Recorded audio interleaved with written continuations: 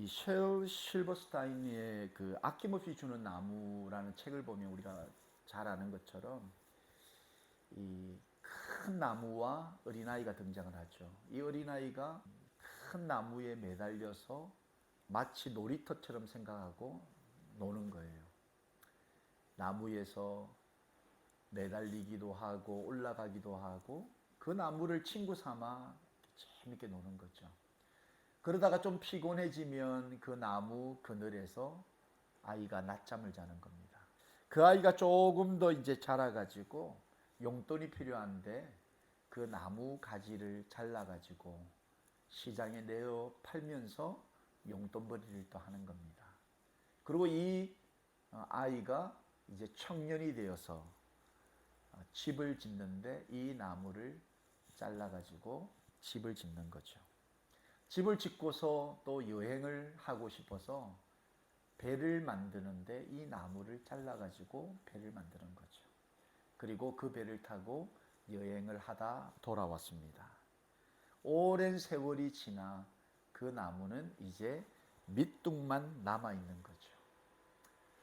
할아버지가 된 이 아이가 그 밑둥 위에 앉아서 자신의 지나온 인생을 쭉 돌아보면서 편안한 쉼을 누리는 거죠. 그래서 이 나무를 보면서 야, 참 아낌없이 주는 나무. 때로는 우리 부모라는 나무가 우리 자식들에게 뭐 팔다리 다 나누어 주는 거 아닙니까? 다 아낌없이 주는 거죠. 나 하나 잘 되려고 이 땅에 우리가 태어난 것이 아니고 가깝게는 우리의 가족들, 자녀들, 뭐 부모, 형제들 또 먼 곳을 바라보면서 하나님께서는 우리를 수많은 사람들에게 아낌없이 나누어 주는 그런 나무, 또 열매 맺는 나무, 그런 인생을 살아라 이렇게 말씀하시는데요. 예수님께서 그 큰 그림을 안고 이 땅에 오셔서 이제 불과 며칠 있으면 십자가에 달려서 아낌없이 물과 피를 다 쏟으실 그 며칠을 앞두시고 예수님이 예루살렘으로 들어오신 거예요. 마지막 파이널 데스티네이션이었죠. 예수님 배가 고프셨던 거예요. 배가 고프셔서 뭐 먹을 것 없을까 이렇게 돌아보시다가 저쪽에 무화과 나무가 있는 걸 발견하신 겁니다. 야, 저기에 뭔가 열매가 있지 않겠나 하시면서 제자들과 함께 무화과 나무 가까이 가 보셨는데 무화과 나무의 잎사귀는 너무 화려한데 열매가 없었던 겁니다. 무화과 열매가 전혀 없는 걸 보시고 예수님이 분노하시면서 영원토록 열매 맺지 못할 것이다. 이렇게 저주를 하시는데 그게 마가복음 11장 14절에 기록되어져 있습니다. 예수께서 나무에게 말씀하여 이르시되 이제부터 영원토록 사람이 내게서 열매를 따먹지 못하리라 하시니 제자들이 이를 듣더라. 예수님은 단순하게 당신이 배가 고프셔서 열매 없으니까 화가 나서 저주를 베푸신 게 아니고 그 나무 한 그루를 바라보시면서 그 당시의 분위기와 상황을 주님이 말씀하신 거죠. 어쨌든 이 예수님의 저주, 그 저주의 결과가 본문 20절. 그들이 아침에 지나갈 때에 무화과 나무가 뿌리째 마른 것을 보게 된 겁니다. 월요일에 예수님의 저주가 있었는데 그 다음날 화요일 날 예수님과 제자들이 지나가는데 그 결과가 이미 나타나 있었던 거죠. 마태복음 21장 19절 말씀에 똑같은 상황이지만 마태의 눈으로 기록된 말씀을 보면 길가에서 한 무화과 나무를 보시고 그리로 가사 잎사귀밖에 아무것도 찾지 못하시고 나무에게 이르시되 이제부터 영원토록 네가 열매를 맺지 못하리라 하시니 무화과 나무가 곧 마른지라. immediately 그냥 말라버린 겁니다. 우리의 인생이 여러분 지금 내가 말라가고 있고 이미 말라버린 것을 사람의 눈으로는 다음날 혹은 한 달, 1년, 10년 후에 발견될지 모르나 이미 그 나무는 말라버린 상태라는 거죠. 비록 눈에 띄는 데는 시간이 걸릴 수 있으나 이미 저주와 심판을 받은 인생으로 우리가 살아서는 안 될 것입니다.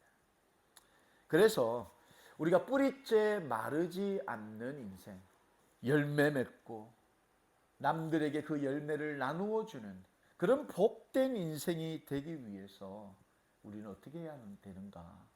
두 가지 영적인 교훈을 살펴보겠습니다. 그 첫 번째, 여러분, 뿌리째 마른 인생, 아무런 열매 맺지 못하는 그런 인생 되지 않기 위해서는 우리에게 믿음이 있어야 된다는 겁니다. 믿음. 여러분, 이 믿음이 얼마나 중요한 건지 모릅니다. 예수님께서 그 열매 맺지 못하는 무화과 나무를 바라보시면서 저주하셨고, 그 저주의 결과를 이제 예수님의 제자들이 보게 된 거죠. 자, 그때 본문 21절, 22절 말씀을 보시면 베드로가 생각이 나서, 그러니까 어제 예수님이 저주하셨던 그 말씀이 생각나서 여짜오되 랍비여 보소서 저주하신 이 무화과 나무가 말랐나이다. 예수께서 그들에게 대답하여 이르시되 하나님을 믿어라. 저주하신 그 무화과 나무가 말라버린 것을 제자들이 발견하고 예수님 어저께 말씀하셨던 그 말씀, 이 무화과 나무가 말씀처럼 말라버렸습니다. 이렇게 말씀을 했는데 예수님의 대답은 좀 이치에 맞지 않는 것처럼 예수님은 바로 물어보는 그 제자들에게 하나님을 믿으라 이렇게 말씀을 하시는 거죠. 무화과 나무가 말라버렸는데 하나님을 믿으라 이렇게 대답을 내어놓으신 거죠. 지금 예수님은 이 제자들과 원예학과에 관련된 무슨 그런 강의를 하고 계신 것이 아닙니다. 나무 한 그루 식물을 놔두고 어떻게 하면 이 식물들이 잘 자라고 나무들이 잘 자랄 수 있느냐, 무슨 식물학에 관련된 그런 강의를 하고 계신 것이 아니라는 거죠. 예수님은 바로 아무런 열매를 맺지 못하고 있는 이 이스라엘 공동체, 아무것 하나 내어놓을 수 없는 그 공동체를 겨냥해서 말씀하고 계신 겁니다. 이 이스라엘 공동체의 근본적인 문제가 뭐냐? 열매 맺지 못하는 이유가 뭐냐? 바로 믿음이라는 겁니다. 믿음이 문제라는 거죠. 여러분, 이 땅을 우리가 살아가면서 아낌없이 나누어 주는 나무, 그 열매 맺는 나무가 되어야 되는데 그 아낌없이 나눌 수 있는 나무가 되기 위해 가장 중요한 것이 바로 믿음이라는 겁니다. 나눌 수 있는 이 영적인 열매를 맺을 수 있는 가장 큰 원인은 바로 믿음이 있느냐 없느냐, 이것이 가장 중요하다는 거죠.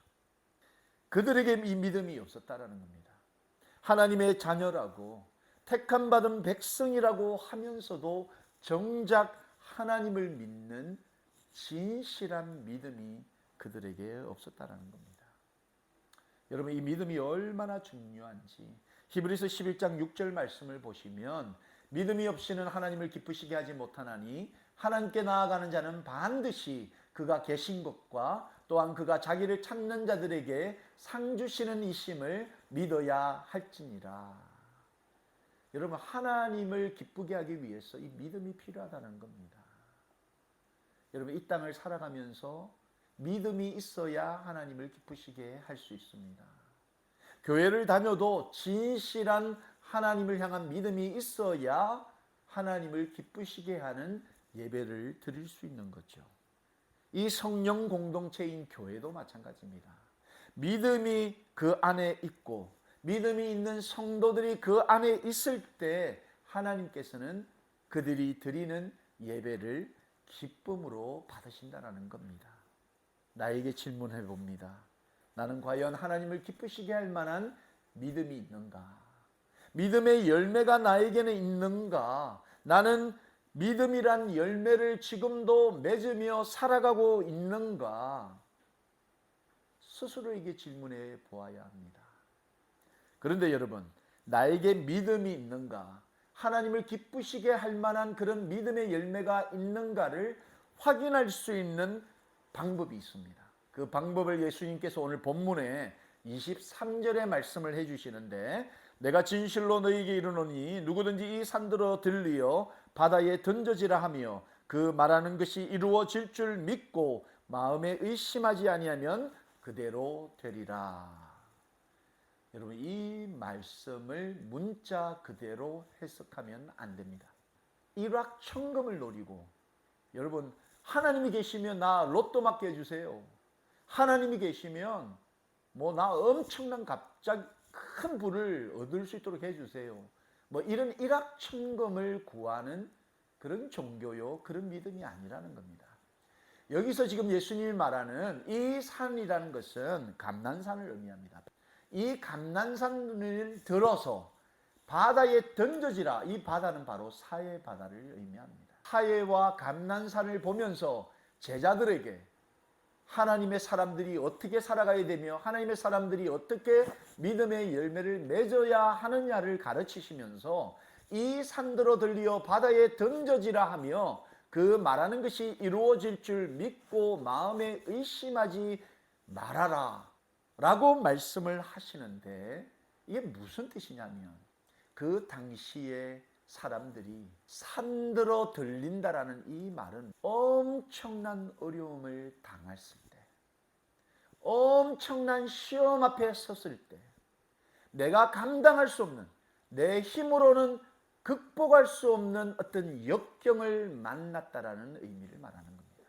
내가 정말 믿음이 있는가, 내가 믿음의 열매를 지금 맺고 있는가를 어떻게 확인할 수 있냐면, 어려움 앞에서, 시험 앞에서 내가 낙심되고 정말 낭망할 수밖에 없는 큰 위기를 만났을 때 하나님을 믿으라는 겁니다. 하나님을 의심하지 말고 믿으라는 겁니다. 여러분, 우리가 살아가면서 이 이민의 삶 속에서 내 생각과 내 지식, 내 지혜와 내 경험으로 감당할 수 없는 얼마나 큰 시험을 우리가 만납니까? 특히 인간관계 속에서 얼마나 어려운지 모릅니다.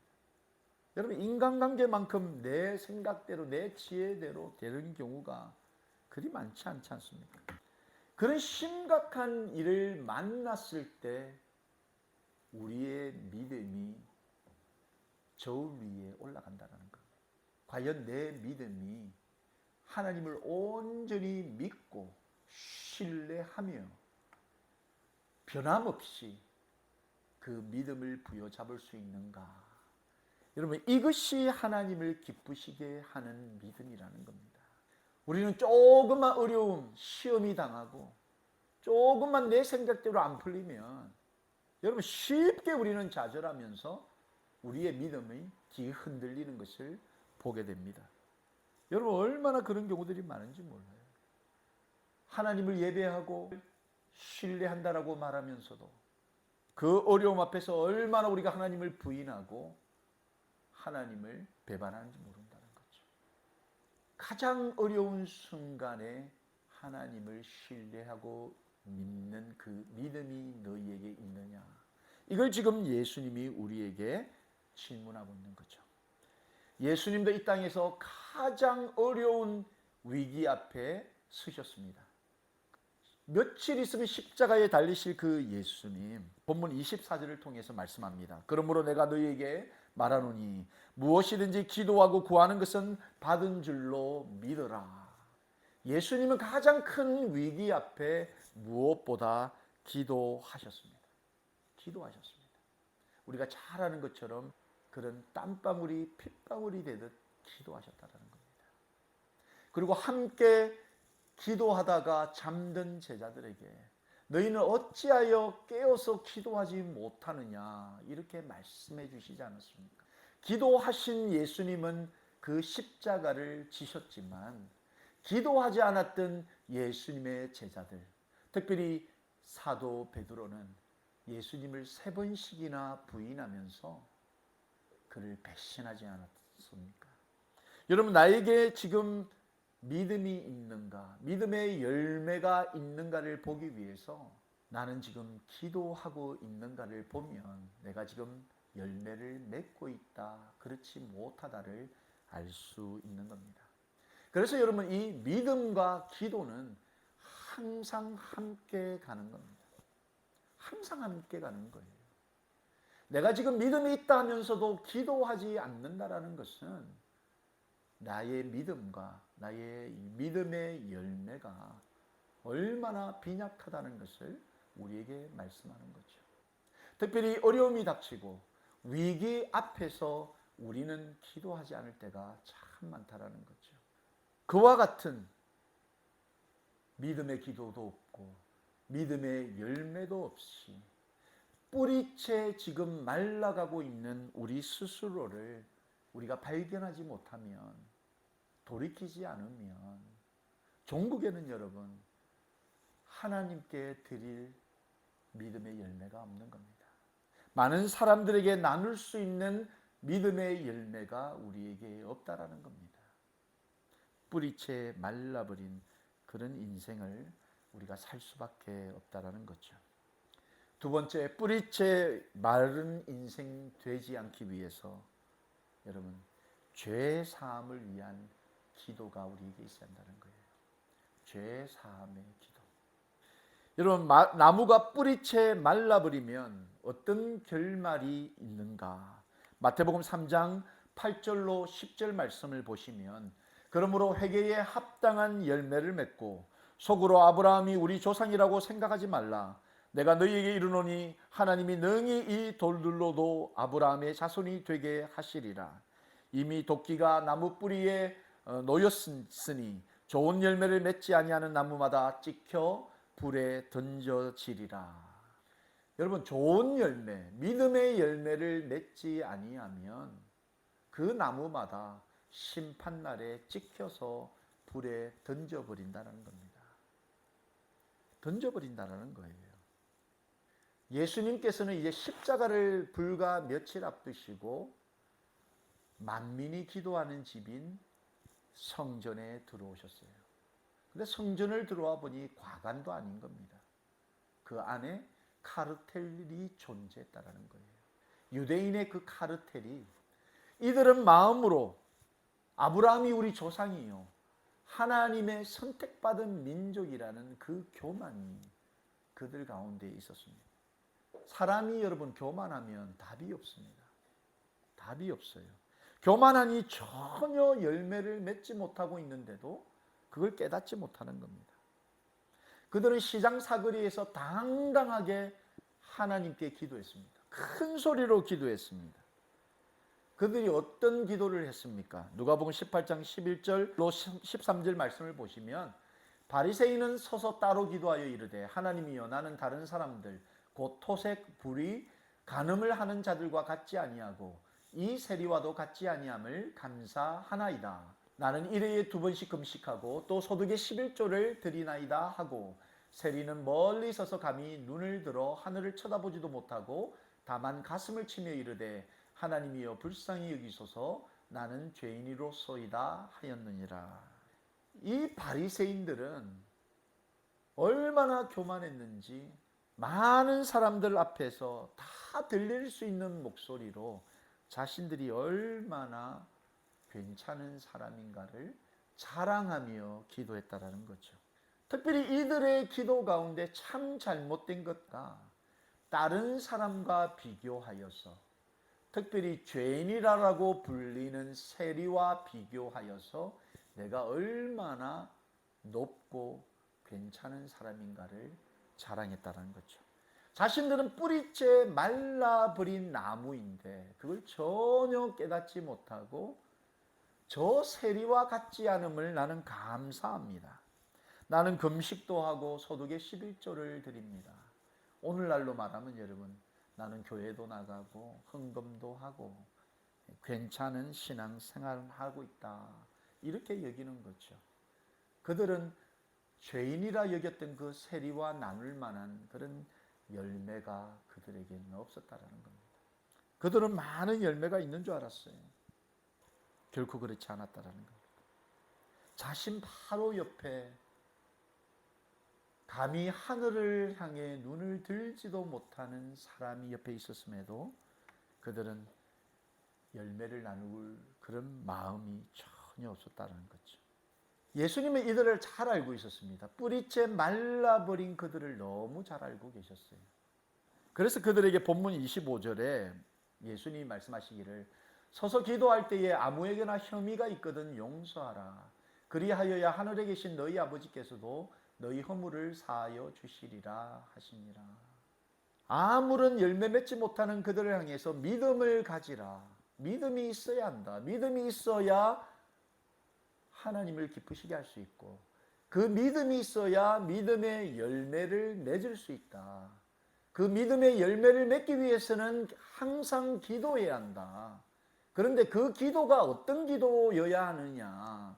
남과 비교하는 기도, 남과 비교해서 내가 얼마나 나은 사람인가를 자랑하는 기도, 남과 비교해서 내가 얼마나 월등한 사람인가를 드러내는 자만과 교만이 가득한 그런 기도가 아니라 그 연약함을 기도하고 있는 그런 사람들을 안아줄 수 있는, 위로해 줄 수 있는, 그들을 격려하고 서로 세워서 함께 하나님 아버지께 나아갈 수 있는 그런 기도를 할 때 좋은 열매를 맺을 수 있다. 이렇게 예수님이 말씀하고 있는 겁니다.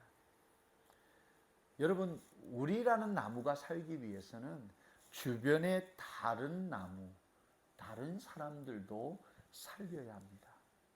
같이 가야 돼요.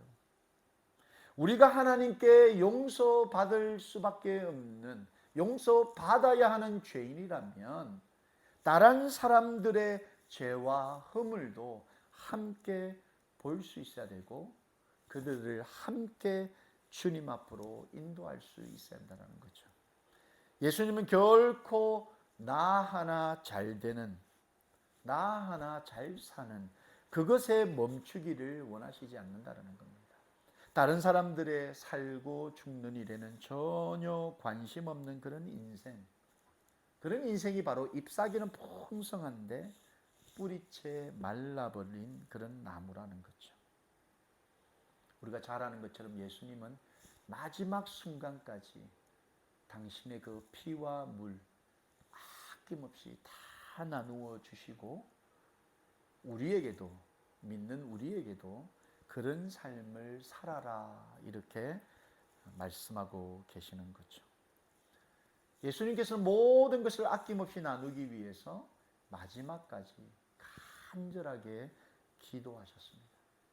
그 기도가 있으셨기 때문에 그는 그 어렵고 힘든 상황 가운데서도 성부 하나님을 기쁘시게 해드리는 그런 열매 맺는 인생, 열매 맺는 나무로 사셨다는 거죠. 그리고 마지막 순간 당신을 죽이는 수많은 자들을 향해서 하나님, 저들이 지금 자신들이 하는 일을 저들이 알고 있지 못합니다. 저들을 용서해 달라는 그런 기도를 드리셨어요. 여러분, 이 땅을 살아가면서 우리가 우리 자신 스스로를 위해서 기도해야 되죠. 또 우리의 가정, 우리의 가족들을 위해서 또 기도해야 되죠. 그러나 그것만큼이나 소중하고 가치 있는 기도가 무슨 기도입니까? 우리 주변에 믿음이 필요하고 믿음의 열매가 필요한 사람들, 하나님으로부터 죄 사함을 받아야 되는 그 사람들을 위한 기도, 그 기도의 열매가 우리 가운데 있어야 될 줄로 믿습니다. 여러분, 마지막 날 하나님 만날 때 하나님이 찾으시는 열매가 바로 그런 열매입니다. 여러분, 이 땅에서 전혀 하늘나라로 트랜스포 할 수 없는 것들을 맺은 그 열매를 하나님이 보시는 게 아니에요. 정말 프라이슬레스한 그 가치의 열매를 하나님이 보시는데 그 가치의 열매는 여러분 이 땅의 물질적인 열매가 아니라는 겁니다. 예수님이 그 열매 맺기 위해서 이 땅에 오신 게 아니지 않습니까? 믿는 저와 여러분, 교회에게, 성도들에게 원하시는 열매가 바로 죽어가는 영혼들, 죄로 인해서 하늘을 쳐다보지 못하는 영혼들, 가슴을 치며 슬피 우는 그 영혼들, 그 영혼들을 사랑하고 아끼며 그들을 위해 중보 기도하며 맺는 그 영혼 구원의 열매, 그 열매를 하나님이 원하신다라는 겁니다. 구원의 첫 열매 되신 예수님처럼 영혼 구원의 열매, 중보 기도의 열매를 맺는 저와 여러분이 되기를 예수님의 이름으로 축원합니다. 말씀을 정리합니다. 여러분, 뿌리째 말라버린 그 열매 없는 그 나무를 보신 적이 있으십니까? 얼마나 흉측한지 몰라요. 완전히 앙상한 가지만 있는 그런 나무. 여러분, 우리 코의 호흡이 언제 우리를 떠날지 우리는 알지 못합니다. 그래서 여러분, 우리 코에 호흡이 있는 동안 우리의 마지막을 생각하면서 현재 우리의 모습을 돌아봐야 되는데, 이 나무라는 우리 스스로가 겉으로는 화려해 보이지만 나도 썩고 남도 썩는 그런 나무 같은 인생이 되어서는 안 될 것입니다. 여러분, 열매는 나무가 존재하는 목적입니다. 나무를, 꽃을 피워야죠. 열매를 맺어야 됩니다. 더 늦추지 마시고, 여러분, 우리가 뿌리채 마르기 전에 우리에게 믿음의 열매를 맺을 수 있는 믿음이 우리에게 있는가? 또 이 믿음은 어떠한 상황 가운데서도 흔들리지 않고 기도하며 하나님을 신뢰할 수 있는 그런 믿음의 열매가 우리 가운데 있는가? 우리 스스로 돌아보면서 여러분, 기도의 자리로 나오십시오. 믿음이 있다면 기도하게 되어 있습니다. 믿음이 있다면 반드시 기도합니다. 믿음이 있는 사람들은 항상 기도할 수밖에 없습니다. 특별히 그 기도 가운데에는 우리 주변에 죄 사함이 필요한, 하나님이 필요한 그런 사람을 위한 기도, 그 중보의 기도를 통해 여러분 삶에 영혼 구원의 좋은 열매, 귀한 열매 많이 맺으실 수 있기를 예수님의 이름으로 축원합니다.